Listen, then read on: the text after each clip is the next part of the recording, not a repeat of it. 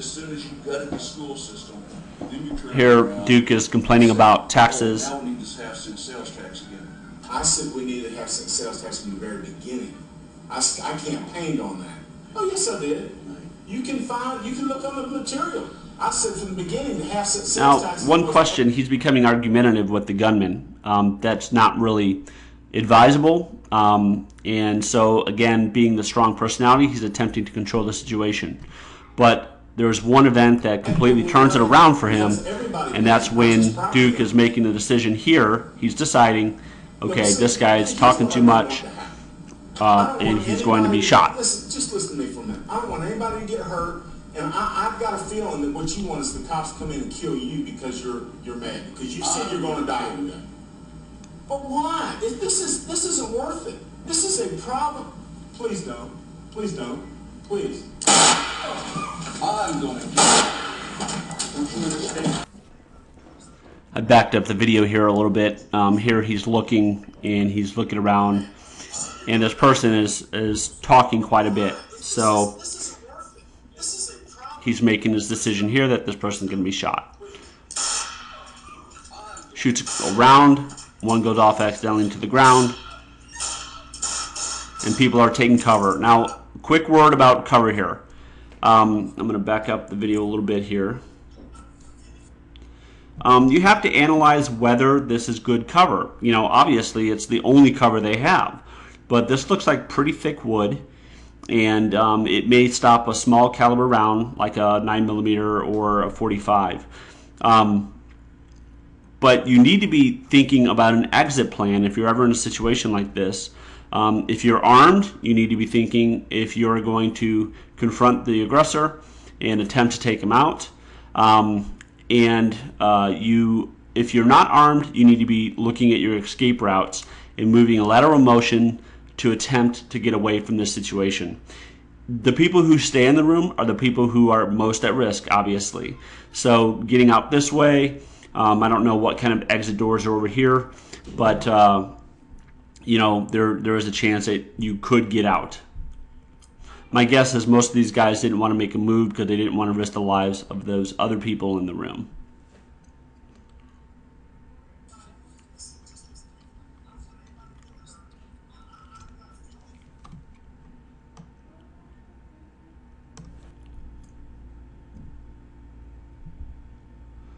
Now, as the rounds started to fly, he was being shot from behind here, shot into the back, which is completely justified in this situation.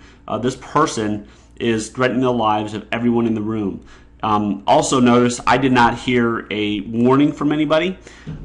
You are not required to give a warning, and you're not required to say drop the weapon. And this is the training issue. This is something that if you train to do that under a stress environment, you will do that. You will do exactly what you train to do. So I'm going to go ahead and just start the video here. He just took one in the hip. Now he's turning around to see where the threat is coming. But at the same time, he's attempting to take these people out still. He still has the idea that this is what he wants to do. Then the rounds take effect, and it drops the perpetrator. Now, one thing about this here is that he did not end it. The shots fired from the security guard did not end it. He actually still is holding the gun. So from the vantage point of the security guard, the fight isn't over. He still needs to assess whether this person's a threat. Now, on this particular video, it doesn't show this person shooting himself. But one thing that he would want to consider back here is what cover does he have, and does he have a clear line of fire? Also, can you shoot through plastic? Sure. I don't know what this is made of, but probably plastic and foam or wood. So, you know, he does probably have a line of fire, and you need to shoot until that person is done. He's still holding the gun. He still has the ability to scan the area and to see who and who's shooting him and where those shots are coming from. So back here, you want to at least be behind concealment, but really, if there's cover, take it.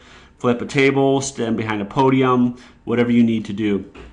But you need to continue to shoot at this person until the threat is taken care of and neutralized. It's stopped so that he cannot hurt you or anyone else.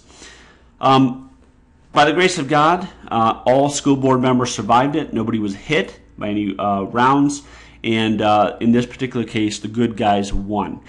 But really, this is something that I want you to critically analyze and think about, because this is something that could happen in a church very easily. A church board meeting, a counseling situation, a church service, it's all been done. Pandora's box has been opened, and people can come in and they can harm people within your church.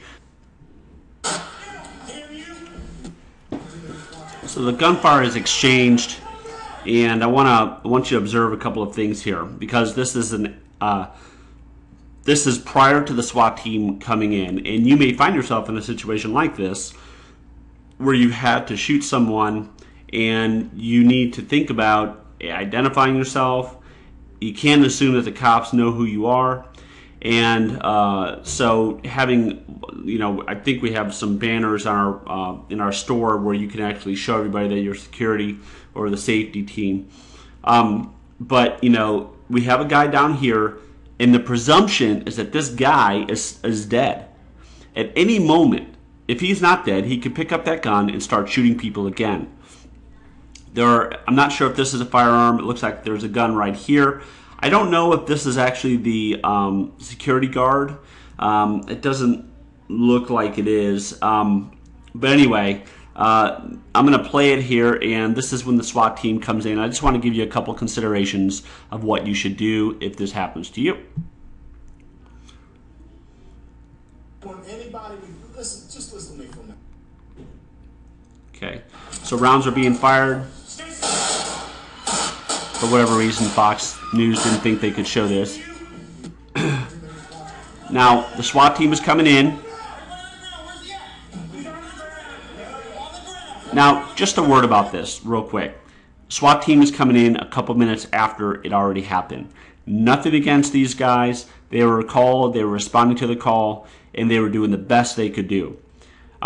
They probably heard the rounds going off, and more than likely they're doing what's called a diamond formation, where they come into the room and their goal is to hunt down the shooter and to kill him. And that's the truth. They're not going to mess around. They're going to find who's trying to kill people and put him down. So you have to ask yourself, do you want to be the one holding a gun when these guys come in? If you've covered him and you have a security banner on or something like that, that's great, but you still don't know what these guys are going to do, the police. Training is not something that all police departments provide for their guys. You also have to understand that this is as stressful as it is for everyone else, it is equally stressful for the police officers arriving on scene. So we want to just take a look at what they do here. Guy comes in with an M16. Everybody on scene goes down. They're smart. Okay, the guy back here, you hear him say, "I shot him." All these officers are in the zone. They are seeking, and they're trying to find the person who's committing the violence. These guys are smart, in my opinion. Go flat on your belly and just get down as low as you can go, because you don't want to get shot if the bad guy starts shooting again, or if the police decide that they need to shoot the bad guy, or if they look at you and decide that you're the bad guy. So don't wave your gun around, put it away, have a plan ahead of time. That's critical. Now, a couple of things here are we have, the officers are still looking around. They're not quite sure what's going on. Nobody's really directing them. They're all assuming that they know that the guy laying on the floor is the bad guy, but the cops don't know. So if you're on scene there, it's a good idea to point to the guy and say, "There's the bad guy." Point to the bad guy so that the cops can take control of him, so they can take control of the weapon, so they can control that scene. So what the police are doing here is they kind of just, I don't want to say giving up, but nobody's taking this guy into custody. Nobody's handcuffing. Now, they probably got there eventually, but really the bottom line is these guys are trying to figure out what's going on, what's happening. So those are just some considerations for you if you're on scene of a critical incident. The reports were that the detective was pretty stressed out after this, which is totally normal. Being involved in a shooting is one of the most stressful things that a police officer can be involved in, or a security personnel can be involved in. So, you know, if this happens to a teammate, go up to them. They may still be holding the gun. You might be the one to have to tell them, holster up and stay with that person. Make sure they don't wander away, because at that point they may be in shock as to what happened. So just a couple of tips for you. Again, this is Glen Evans Church Security Alliance, and thanks for watching the video.